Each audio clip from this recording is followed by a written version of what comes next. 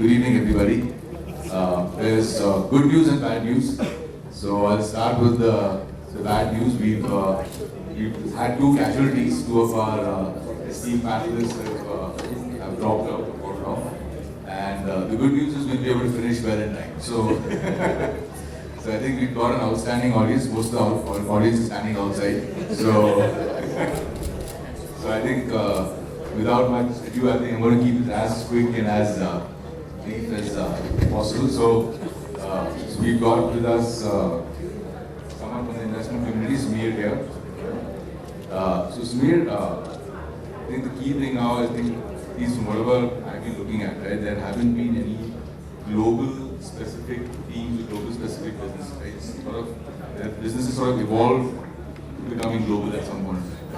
So within sort of the cohorts that you've been looking at, within sort of the businesses you've been viewing, what is it that you sort of pick on to see that, look, these are businesses that can really sort of succeed at a global level, right? Not just within their own market. What are those specific qualities or specific triggers that you think make a business successful globally, and how do you sort of own these opportunities?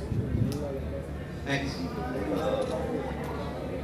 I think Pannel captured part of that. There are some products which are identified by origin with India, and there's a natural brand extension of India that happens. So take the case of talking about wellness products, take tea for instance, Vada for instance. These are brands which are actually riding on the origin factors of India, and so if it's a brand which is actually leveraging a natural brand like India, then yes, those I think have a global reach, right? So that's one. The second would be where I think it's just a brand that's now going to cater to the diaspora as well, right? And there are a lot of people have played around with, especially in the fashion space and that.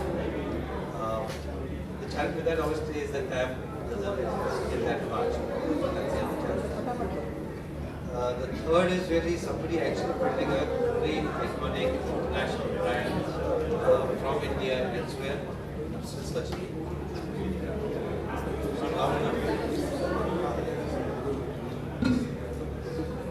This is good? Okay. Sorry. Could hear me before this one. Yeah, that's sorry. Okay. Yeah, so I think that in terms of a truly iconic international brand out of India, built for the world, I'm still searching. In that sense, I still haven't found. I've come across some people who have built brands for the international market to be built here, like an Ishakti, but that requires you to be understand the customer there. So you need to understand the customer there. That leads to another challenge, of course. The VC here doesn't understand that customer there. So those businesses that are being built will find a challenge because the VCs don't understand that business, right? So I think largely what we look out for are original brands and brands that are just essentially going to diaspora. Of course, the rest of it falls after that. Well, moving on to you, Shir.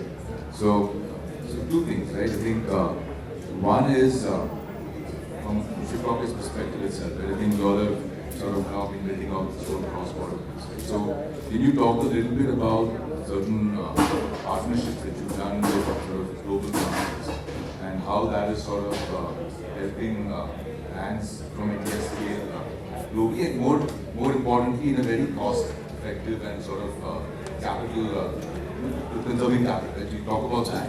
And second is, if you can also address the point of typically when brands go overseas, right? There are common mistakes there. And maybe if you can talk about top 3 common errors that you see brands make, so maybe someone in the audience can take that. Absolutely. Thank you, everyone, and thank you for the audience who still being here. I know it's pretty late in the evening. We started at 10:30 in the morning. Okay, thank you for all the YouTube audience then for being here. Maybe you're more in number than the people in this room. But again, this is a topic, like I said, I'm very passionate about. I'll stay here till 12 at night if I have to. When it comes to the logistics piece, right? So when we think about how, so Shiprocket is a platform at the end of the day. day. We're a tech platform.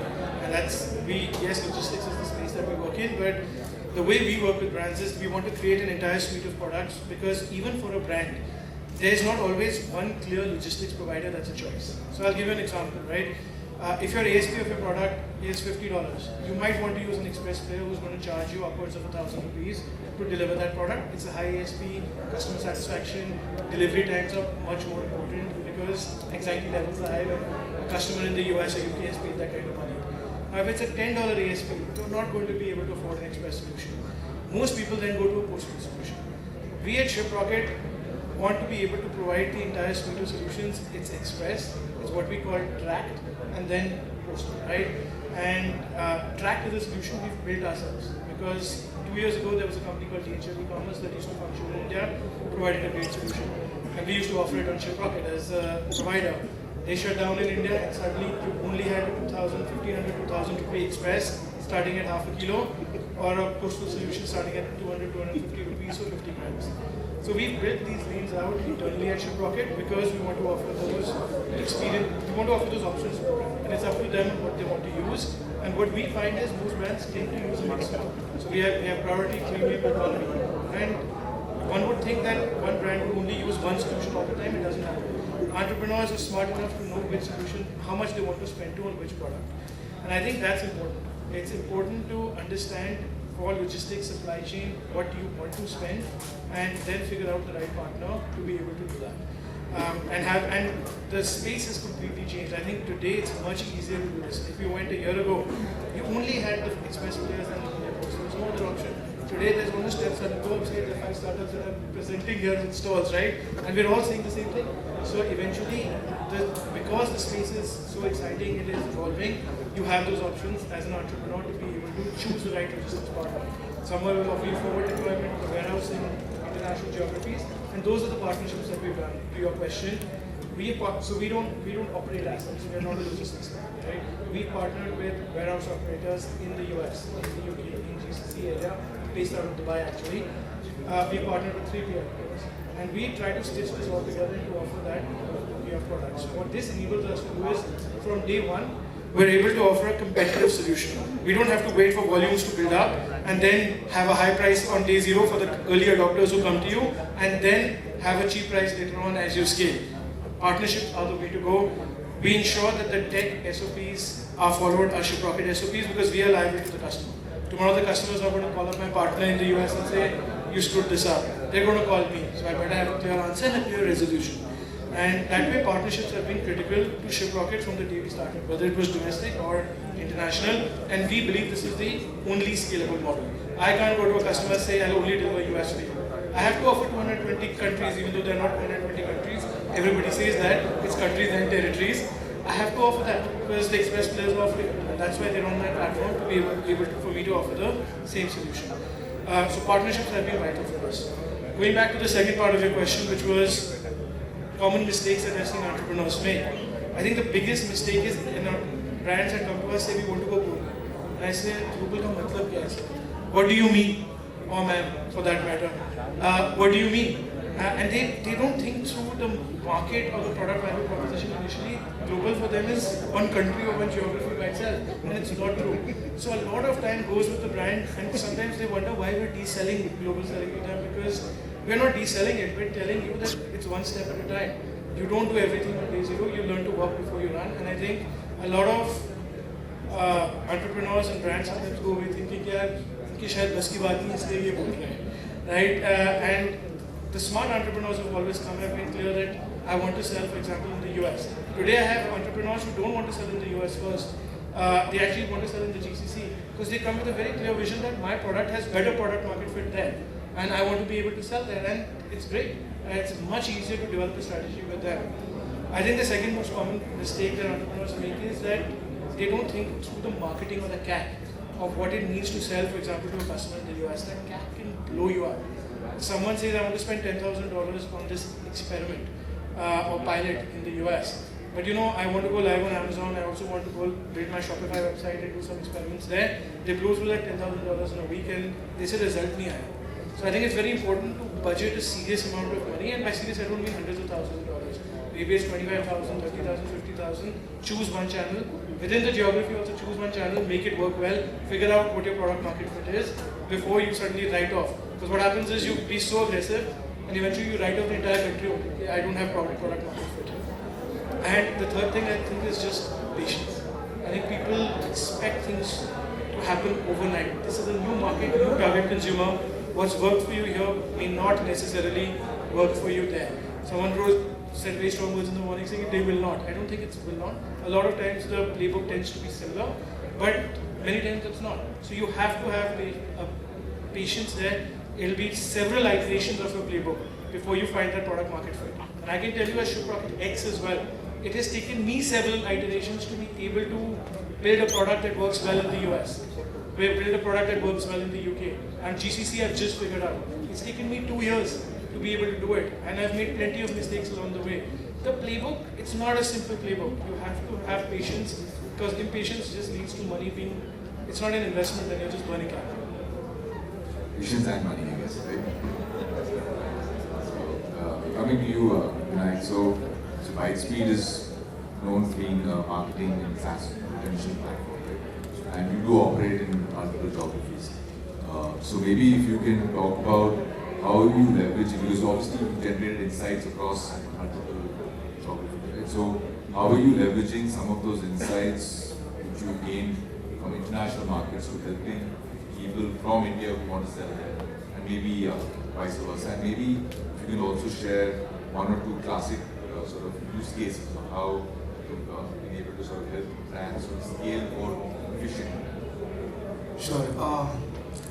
I think so when it comes to the categories, so firstly, just for a little bit of context, India is our primary market, like that's where most of our customers are, but we've always been like, we started on the Shopify platform, right? So we've always been global, and we work with about 2,000 odd brands globally. Some customers, at least in 50 odd countries, right? So we've gotten a good vantage point that way. But when it comes to the segment of Indian customers that are already global, that is still very small. And even we are learning and seeing, okay, what are the nuances when Indian brands start to sort of go online, go global. But as you said, like some of what we've been able to help with is, let's say, just understanding that, okay, let's say Middle East as a market has been a very natural extension for a lot of brands. So when it comes to picking which market to go to, there are a lot of nuances which brands that are born in those regions just know, and by working with them we sort of absorb some of those insights and are able to share that. So for example, in Middle East, most brands are very excited about it, but if you look at the demographics there, the population size is 1 by 100 or maybe even lesser, like it's a 10 million population. And when most people say Middle East in India, they are mostly imagining UAE. Very few people are actually looking at Saudi or deeper GCC markets. It's mostly UAE, which is like a 10 million population. That's like 1 by 100 of India. So your average order values there are 3 to 5 times, like they're a lot higher. But does it then make sense for a brand that is, let's say, more mass? Like, will you actually get the scale you want from a new market if you spend the effort to like open it? Right? So then let's say a premium brand might say that, okay, I have like higher average order values. Here I have customers who can actually pay me a lot more. So let's look at this market. Now, again, there are nuances there. Like you'll see in let's say UAE as a market, there are 3 or 4 main populations. Indian Pakistani population would be, let's say, at least 50-60%. Then there'll be the local Emirati population, should be, let's say, about maybe 10%, 15%, not more than that. And then there'll be people from nearby Arabic countries. So you'll see 3 different types of brands being built to cater to all of those segments instead of, let's say, one brand catering to all 3. So then you need to decide that, okay, which of these segments am I actually going to cater to? Because if it's the actual top premium local native audience there, that's like, there are like different types of brands that are already built for it. So that then becomes important. What instead, like we've seen sort of work better is, let's say, brands which have a more Indian origin. And they then sort of access the global Indian diaspora, right? So for example, let's say sarees. So there's this brand called Secret Weaves that works with us. They sell sarees and they've done very well in markets like US, UK, Australia, because like there's enough Indian population there which you can sell to. So that's on the choice of market. Like it's very nuanced. Like I don't see enough brands sort of doing deep enough research there, and that's also because like there's lack of access. Then secondly, when it comes to actually reaching these markets, the customers there, I think what we've seen, it's very practical, but what we've seen to be helpful is partnering with local marketing agencies. Like they might not handle your entire budgets or everything, but using them more as editors. So there'll be some local design nuances, there'll be some local content nuances which are very hard to capture from here. So just localizing your marketing, like partnering with some of these local marketing agencies has been helpful. That's something we've been able to help with because we already work with customers there, we naturally work with marketing agencies, so we can sort of help there. So that's very interesting. Secondly, when it comes to the channels, so as Akshay was also mentioning, the CAC is very high. Like AOVs are higher, which is why you go to these markets, but the CPMs there are actually going to be like at least 2, 3, 4 times higher, which makes it very front-loaded as a marketing investment. So you need like bigger budgets. Even if the funnel works, you still need to invest more upfront. So that makes it harder. But the good part has been that there are still, because a lot of these markets are also earlier, like they are less bombarded with marketing communication. So let's say when we started, like WhatsApp as a channel in India was like very new. Now if you look at it, it's like you will have like an entire archive of WhatsApp chats from brands, right? So it's become very saturated that way. But if you go to, let's say, UAE as a market, suddenly you will see that, okay, 2-3 years back, WhatsApp as a channel, how it was working here in India. You apply those same tactics there and give you those same results. So that has been helpful because these are not things which people there are already doing. So you can use these to get like your initial sort of distribution there. But yeah, those have been some of our very early products. Thanks, Vinayak. Very, very useful. I think considering the positive time, I'd like to just open it up. If anyone has a question, we'd be happy to take it. Otherwise, bring some. We're standing near the bar. Which are not having, yes. Guys, any questions? We have one there. Yes, sir.